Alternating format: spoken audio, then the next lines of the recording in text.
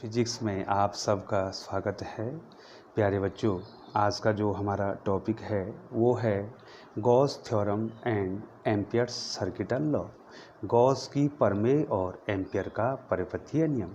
तो बच्चों, यहाँ पर जो हैं दोनों नियमों को जो हैं एक साथ बताने का जो हमारा मकसद है वो है कि ये दोनों नियम जो हैं एक दूसरे के सदृश हैं, लगभग समान हैं। ठीक है बच्चों, तो इसको बताने से पहले बच्चों आपको देखना है जो गॉस का नियम है बच्चों, वो स्थिर वैद्युत में जो है काम आता है। आपने स्थिर वैद्युत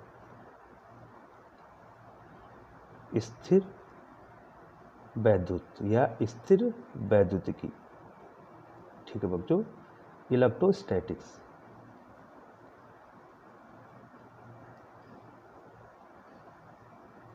ये जो है नियम जो लगता है बच्चों, ये लगता है स्थिर वैद्युत में, अर्थात इलेक्ट्रोस्टैटिक्स। और ये जो एम्पियर का परिपथीय नियम लगता है ये चुंबकत्व, ठीक है बच्चों, ये जो है चुंबकत्व में जो है ये नियम लगता है बच्चों। ठीक है बच्चों, और ये दोनों नियम जो हैं लगभग जो हैं एक विद्युत चुंबकत्व, ये जो है विद्युत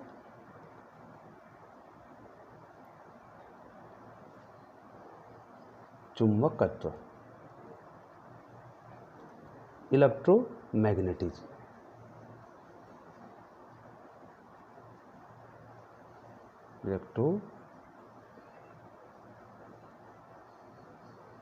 इलेक्ट्रोमैग्नेटिज्म में जो है ये विद्युत चुंबकत्व में, और ये स्थिर वैद्युत में जो है ये नियम लगता है बच्चों। अब इसमें की पॉइंट क्या है? इसमें की पॉइंट है स्थिर जो वैद्युत है इसमें आवेश स्थिर रहता है, आवेश स्थिर रहता है। ठीक है बच्चों, आवेश जो है स्थिर रहता है। और जो विद्युत चुंबकत्व है इसमें आवेश गतिमान होता है, आवेश गतिमान होता है। और जब आवेश गतिमान होता है तो उसके कारण क्या उत्पन्न होती है बच्चों? धारा उत्पन्न होती है। ये तो बच्चों सबको आता है, जब जो है आवेश गतिमान होता है तो उसे धारा उत्पन्न होती है, क्योंकि आवेशों के प्रवाह को ही हम क्या कहते हैं? धारा कहते हैं बच्चों। अब जो है बच्चों, ये मैंने आपको पहले ही भी बता दिया है कि गॉस थ्योरम, ठीक है बच्चों, तो गॉस थ्योरम आपको हम यहाँ पर बता देते हैं बच्चों। इसका कथन क्या है? इसका कथन क्या है? स्टेटमेंट क्या है? कथन, गॉस थ्योरम का कथन क्या है? ये पहले भी जो बच्चों मैंने पढ़ा दिया है, और यहाँ पर जो है इन दोनों की क्या कर रहा हूँ मैं बच्चों? तुलना कर रहा हूँ। इसका कथन है किसी काल्पनिक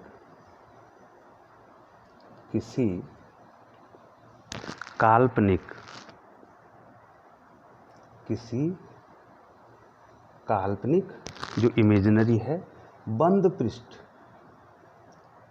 ठीक है बच्चों, इसी को गॉसियन पृष्ठ भी कहते हैं बच्चों, गॉसियन पृष्ठ भी इसको कहा जाता है। किसी काल्पनिक बंद पृष्ठ से गुजरने वाला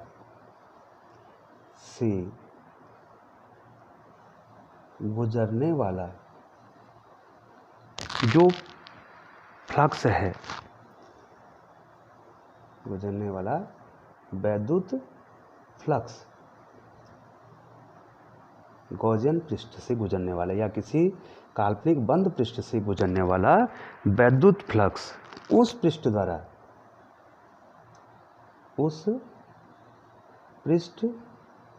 द्वारा परिबद्ध कुल आवेश, कुल या नेट भी कहते हैं बच्चों इसको, कुल आवेश का 1/ε0 के गुना होता है।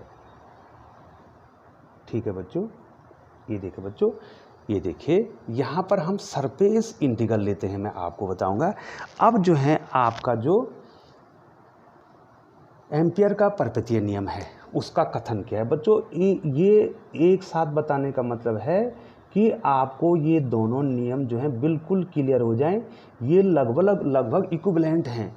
एक तो जो है किसके लिए है, ये देखो बच्चों, एक तो स्थिर वैद्युत के लिए है और दूसरा विद्युत चुंबकत्व के लिए। ये नियम है, नियम एक जैसे बच्चों, एक जगह सरफेस इंटीग्रल लेते हैं, एक जगह लाइन इंटीग्रल लेते हैं। अब इसका कथन क्या है, ठीक है बच्चों, ये कथन आ गया है एम्पियर के नियम का।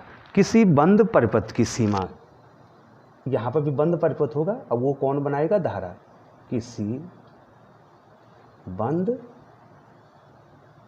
परिपथ, किसी बंद परिपथ की सीमा की, परिपथ की सीमा की अनुदिश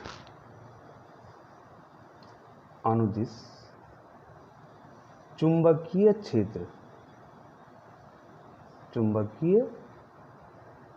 जो B है, चुंबकीय क्षेत्र B का रेखीय समाकलन,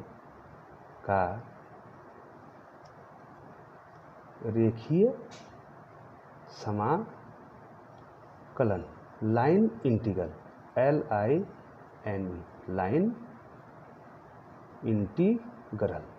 लाइन इंटीग्रल कहते हैं बच्चों रेखीय समाकलन को।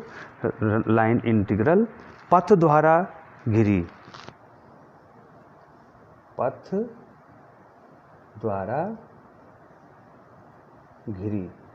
कुल या नेट धारा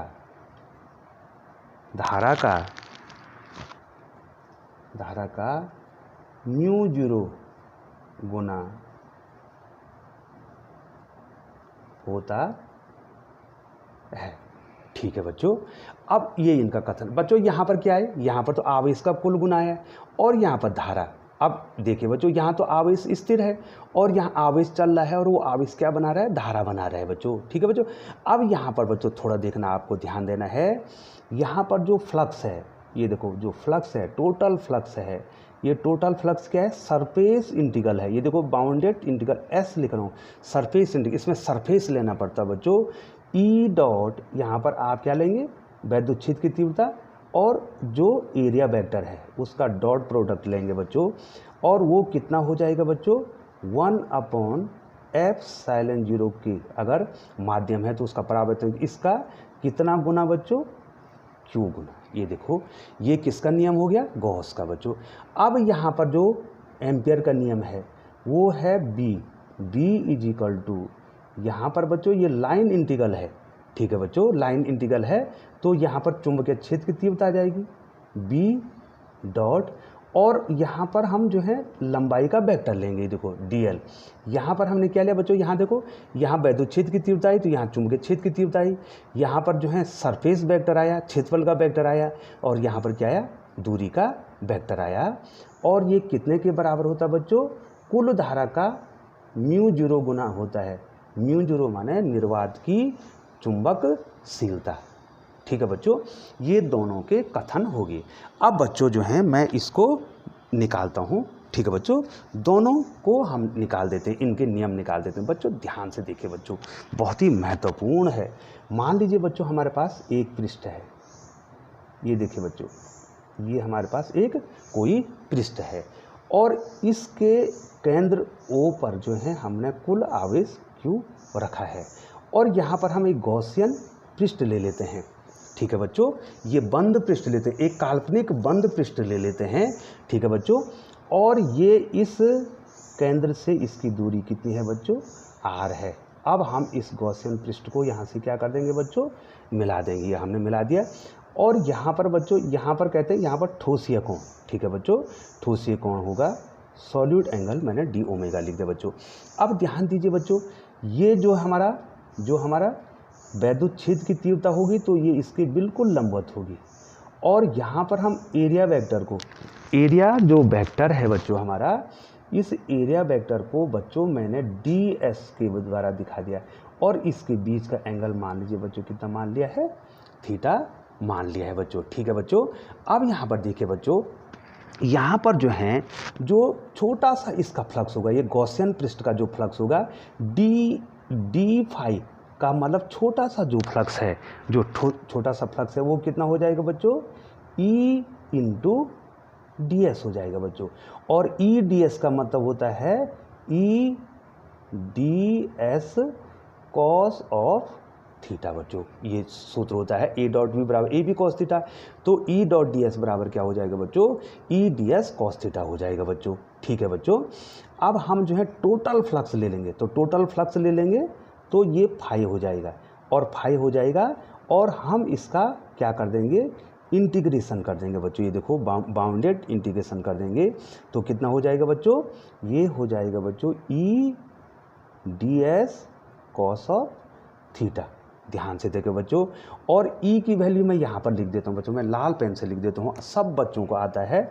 इस केंद्र ओ, यहाँ पर केंद्र ओ है ना बच्चों, केंद्र ओ से आर दूरी पर कितनी हो जाएगी वैद्युत की तीव्रता कितनी हो जाएगी बच्चों, ई बराबर 1/4 पाई एप्सिलॉन 0 के और क्यू बटे आर स्क्वायर। ठीक है बच्चों, ये इसकी क्या हो जाएगी, वैद्युत क्षेत्र की तीव्रता हो जाएगी बच्चों। अब मैं यहाँ पर रखूँगा बच्चों इसका मान, तो कितना हो जाएगा बच्चों, यहाँ पर ई की वैल्यू रखूँगा तो ई, चलो बच्चों ई को पहले मैं बाहर निकाल देता हूँ बच्चों, ई तो मैंने बाहर निकाल दिया। ठीक है बच्चों, ई की वैल्यू हमने यहाँ पर बाहर भी निकाल सकते हैं बच्चों, या ई की वैल्यू आप रख भी सकते हैं। ठीक है बच्चों, यहाँ पर जो है ई की वैल्यू कितनी रखी बच्चों, चलो रख देता हूँ मैं यहाँ पर, ये देखो बाउंडेड ई की वैल्यू कितने रख दो हमने, 1/4 पाई एप्सिलॉन 0 के क्यू बटे आर स्क्वायर, ये तो रख दिया, और दूसरा D S cos of theta. ठीक है बच्चों, तो फाई की वैल्यू कितनी आएगी बच्चों, यहाँ पर जो है ये रख रखा बच्चों, तो ये सारा बाहर आ जाएगा, क्यू भी बाहर आ जाएगा क्योंकि टोटल चार्ज कांस्टेंट रहेगा। ये देखो बच्चों 4 पाई एप्सिलॉन 0 के, ये भी रहेगा, और अंदर कितना बच जाएगा बच्चों, बाउंडेड इंटीग्रेशन अंदर कितना बच जाएगा बच्चों, डी एस कॉस थीटा बटे आर स्क्वायर, इतना बच जाएगा बच्चों। और यहाँ पर आपको ध्यान देना है बच्चों, चूंकि मैंने दोनों की कंपैरिजन करना है तो एक ही पृष्ठ में बताने की कोशिश कर रहा हूँ बच्चों। और यहाँ पर बच्चों जो डी एस कॉस थीटा बटे आर स्क्वायर होता है, इसी को आप कहते हैं ठोसीय कोण, सॉलिड एंगल कहते हैं। और इसका जो मान है बच्चों, इसका जो मान है, इसका जो मान है बच्चों, ये 4 पाई आता है। कितना आता है बच्चों, इसका मान 4 पाई आता है। ठीक है बच्चों, अब यहाँ पर कितना हो गया, फाई की वैल्यू कितनी होगी बच्चों, थोड़ा सा आप ध्यान देंगे इसमें। यहाँ पर फाई की वैल्यू कितनी हो जाएगी, फाई की वैल्यू हो जाएगी क्यू बटे 4 पाई एप्सिलॉन 0 के इंटू ये हो जाएगा डी ओमेगा।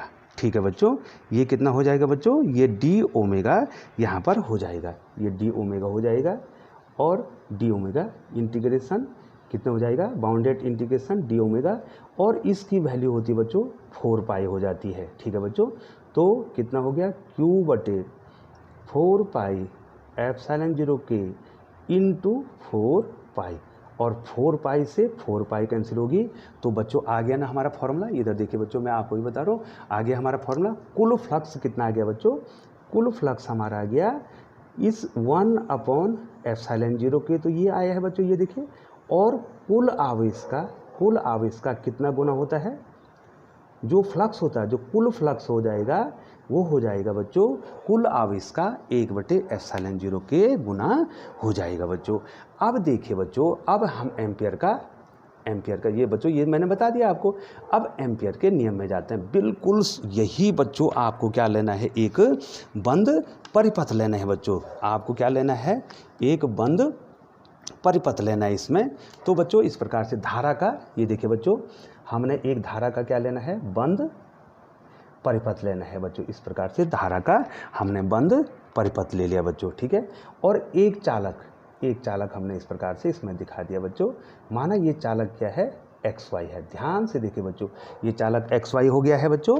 और यहाँ पर मान लीजिए मैं सेंटर इसका मान लेता हूँ, यहाँ पर सेंटर क्या है, O है, और इससे R दूरी पर, इसका मतलब जिस पथ में ये धारा चल रही है, धारा कितनी है बच्चों इसमें, धारा कितनी बच्चों इसमें I है। जिस पथ में जो है ये धारा बह रही है उस पथ की त्रिज्या कितनी है, r है। अब बच्चों जो है हम क्या करते हैं, इसमें एक छोटा सा टुकड़ा ले लेते हैं। देखो बच्चों, एक छोटा सा टुकड़ा मैं ले लेता हूँ, यहाँ पर p ले लेता हूँ और यहाँ पर q ले लेता हूँ, और ये जो टुकड़ा है ये है बच्चों डेल्टा l। ठीक है बच्चों, ये वेक्टर क्या ले लिया मैंने, डेल्टा l वेक्टर ले लिया। ठीक है, और जो चुंबकीय क्षेत्र है वो बच्चों मैंने क्या ले लिया है, यहाँ पे b ले लिया है। ठीक है बच्चों, तो यहाँ पर बच्चों, यहाँ पर आपको एक चीज़ का ध्यान देना है कि यहाँ पर हमारा जो है, यहाँ पर जो है जो वैद्युत क्षेत्र होगा, यहाँ पर जो है हमारा कितना आ जाएगा। अब हम जो है इसको निकालेंगे, इधर ध्यान दीजिए बच्चों, यहाँ पर जो है बाउंडेड इंटीग्रेशन, ये लाइन इंटीग्रल है बच्चों, ये क्या है, line integral b dot dl। ठीक है बच्चों, ये क्या है बच्चों, लाइन इंटीग्रल है, ये इसका लाइन इंटीग्रल है। और अब हमने बच्चों इसको निकालना है, तो हम क्या कर देंगे बच्चों, इसको क्या कर देंगे, यहाँ से हमने b की वैल्यू निकालनी है बच्चों। तो बच्चों यहाँ पर कितना हो जाएगा बच्चों, यहाँ पर इसको a डॉट b के रूप में लिखेंगे तो कितना हो जाएगा बच्चों, ये लाइन इंटीग्रल, ये लाइन इंटीग्रल है, ये यहाँ पर वेक्टर क्या है, यहाँ पर दूरी है, डेल्टा l दूरी है, तो कितना हो जाएगा b dl cos of theta. ठीक है बच्चों, और यहाँ पर जो है ये जो एरिया वेक्टर है और ये चुंबकीय वेक्टर, इनकी दिशा एक है बच्चों। ये देखो, ये एरिया वेक्टर है, ये देखिए बच्चों डेल्टा l, और ये चुंबकीय क्षेत्र की तीव्रता का वेक्टर है, ये जो है दोनों एक ही दिशा में है। तो थीटा कितना हो जाएगा, 0 डिग्री, और कॉस 0 का मान कितना हो जाएगा, कॉस 0 का मान कितना हो जाएगा, 1 हो जाएगा। तो बच्चों कितना आ गया बच्चों हमारे पास, यहाँ पर जो है इसकी वैल्यू जो है हमारे पास जो है कितना आ जाएगा बच्चों, यहाँ पर जो है ये हो जाएगा। तो ये कितना हो जाएगा, लाइन इंटीग्रल b dl। ठीक है बच्चों, b dl हमारा ये आ गया बच्चों। और चुंबकीय क्षेत्र की तीव्रता तो एक जगह, सब जगह जो है यहाँ पर भी उतनी रहे, पूरे परिपथ में, पूरे भी जो है गोले, जो गोला हमने बना रखा है, ये जो सर्किल बना रखा है, इसके प्रत्येक बिंदु पर चुंबकीय क्षेत्र की तीव्रता समान रहेगी। तो ये जो b जो है आपका जो है b, ये बाहर आ जाएगा। ठीक है बच्चों, b कहाँ आ जाएगा बच्चों, ये बाहर आ जाएगा। ठीक है बच्चों, ये b हमारा जो है बाहर आ जाएगा। तो कितना हो जाएगा, b बाहर आ गया, तो सरफेस इंटीग्रल dl। ठीक है बच्चों, और ये सरफेस इंटीग्रल dl का मतलब ये पूरा टुकड़ा जोड़ के, तो यहाँ पर कितना हो जाएगा बच्चों, मैं थोड़ा यहाँ पर लिख दूँ, ये देखो दिखाई दे रहा है आपको, ये देखो, ये पूरा जो है अगर टुकड़ा जोड़ूंगा मैं, तो सरफेस इंटीग्रल जो dl है ये पूरी परिधि हो जाएगी बच्चों, ये हो जाएगा 2 पाई r। ठीक है बच्चों, तो कितना आ गया बच्चों हमारा, b इंटू 2 पाई r। ठीक है बच्चों, ये हमारा कितना आ गया बच्चों, b इंटू 2 पाई r, इसका हमारा मान आ गया। ठीक है बच्चों, और इसकी वैल्यू कितनी होती है बच्चों, इसकी वैल्यू होती है μ0 I। ये देखो, इसकी वैल्यू कितनी होती है बच्चों, μ0 I होती है। तो यहाँ पर से देखो बच्चों, इसकी वैल्यू हम ये यहाँ से बच्चों, यहाँ से समीकरण नंबर 1 है ना, ये μ0 I, इसके यहाँ पर μ0 I लिख दिया। तो यहाँ से हमारा b कितना आ जाएगा बच्चों, b कितना आ जाएगा, μ0 I अपॉन 2 पाई r। ठीक है बच्चों, तो कितनी वैल्यू निकल गई बच्चों हमारी, कितनी वैल्यू निकल गई हमारी, b की कितनी वैल्यू निकल गई हमारी, b बराबर आ गया μ0 upon 2 pi I upon r। तो बच्चों इसके द्वारा हमने क्या निकाल दिया, चुंबकीय क्षेत्र की तीव्रता b की वैल्यू निकाल दी। जैसे बच्चों हमने यहाँ पर जो है, यहाँ पर किसकी वैल्यू निकाली थी, यहाँ पर हमने फ्लक्स की वैल्यू निकाली थी, और हमने यहाँ पर किसकी वैल्यू निकाल दी बच्चों, b की वैल्यू। हाँ बच्चों जो है यहाँ पर जो है ये एम्पियर का नियम जो है, line integral b dot dl बराबर μ0 I होता है, और जो b की वैल्यू होती है किसी अनंत लंबाई का चालक है, इसके कारण जो चुंबकीय क्षेत्र होता है वो भी इतना ही होता है। ठीक है बच्चों, वो भी कितना होता है, b बराबर μ0 upon 2 pi I upon r होता है। तो इसका मतलब हमने इस नियम को प्रूव कर दिया। ठीक है बच्चों, अनंत लंबाई के चालक के लिए चुंबकीय क्षेत्र की तीव्रता कितनी होती है, मैं यहाँ पर लिख दूँ बच्चों, b बराबर μ0 अपॉन 2 पाई I/R होती है, ये R होती है बच्चों। तो इस नियम के द्वारा जो है जब हमने ये B.dl निकाला और इसको किसके बराबर लिखा बच्चों, यहाँ पे μ0/I के बराबर लिखा, तो हमारे पास कितना आ गया, μ0/2π इसकी क्षेत्र की तीव्रता आएगी, जो कि प्रूफ हो गया। इसका मतलब जो है एम्पियर का जो ये नियम क्या हो गया बच्चों, ये प्रूफ हो गया। तो बच्चों जो है यहाँ पर जो है बच्चों मैंने दोनों नियमों को एक साथ बताया है। यहाँ पर जो है मैं आपको एक बार फिर बता दूँ, गॉस का नियम जो है वो जो स्थिर वैद्युत के लिए लगता है। ये देखो बच्चों मैंने आपको बताया स्थिर वैद्युत के लिए गॉस का नियम लगता है, और एम्पियर का सर्किट नियम जो है विद्युत चुम्बकत्व के पर लगता है। दोनों नियम जो हैं एक दूसरे के सदृश हैं। यहाँ पर जो है बच्चों गॉस का नियम जब हम लेते हैं तो यहाँ पर हम सरफेस इंटीग्रल लेते हैं, एरिया समाकलन लेते हैं, और जब हम क्या लेते हैं, ये देखो बच्चों ये है एम्पियर का नियम। ये देखो मैंने यहाँ पर ये इस प्रकार से कर दिया है, ये देखिए ध्यान से देखिए। यहाँ पर हमारा B बराबर कितना आएगा, जो सरफेस इंटीग्रल है, जो सरफेस इंटीग्रल है, ठीक है बच्चों, B.dl का जो सरफेस इंटीग्रल ये किसके बराबर आ गया बच्चों, मैं यहाँ पर अगर इसको पॉइंट आउट कर दूँ इस प्रकार से, तो ये किसके बराबर आ गया बच्चों, μ0I के बराबर। ये जो है किसका कथन है बच्चों, ये एम्पियर का कथन है।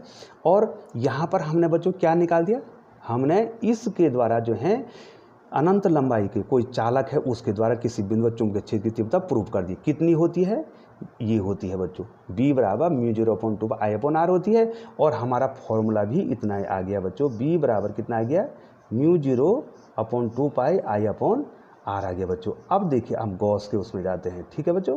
गॉस का स्टेटमेंट क्या कहता है, यहाँ देखो बच्चों गॉस का स्टेटमेंट बच्चों मैंने यहाँ पर कहा है, जो कुल फ्लक्स है, जो कुल फ्लक्स है, ये देखो बच्चों यहाँ पर मैंने लिखा है, जो कुल फ्लक्स है वो क्या होता है, उस पृष्ठ द्वारा परिबद्ध आवेश का 1/ε0 के गुना होता है। ये गॉस का कथन है बच्चों, ये गॉस का कथन है।